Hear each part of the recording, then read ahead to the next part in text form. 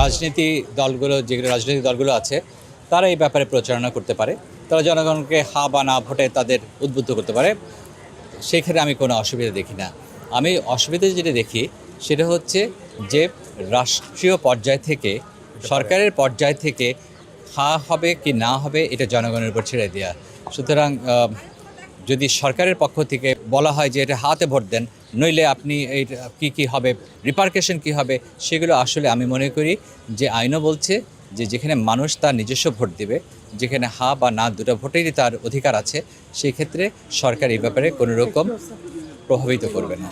নইলে শুধুমাত্র হা হলেই তো হতো, তার নার তো দরকার ছিল না। তো এটা আইন পাশ করে দিলে তো হয়, কনস্টিটিউশন অ্যামেন্ডমেন্ট করে দিলে তো হয়। জনগণকে যদি হা যদি বলার একটা স্কোপ থাকে, সেক্ষেত্রে কারোর না বলারও হয়তো সুযোগ থাকতে পারে। সেই ক্ষেত্রে সরকারের তরফ থেকে, অন্তত আমি রাজনৈতিক দলগুলোর কথা বলছি না, তাদের কথা বলছি না, বা যদি প্রাইভেট পর্যায় থেকে যদি কোনো রকম এরকম প্রচারণা হয় সেটা আমি সেখানে বলছি না, কিন্তু যদি সরকারের তরফ থেকে বা সরকারের তরফ থেকে বিভিন্ন প্রতিষ্ঠানকে যদি নির্দেশ দেওয়া হয়, সেখানে আমার আপত্তি আছে।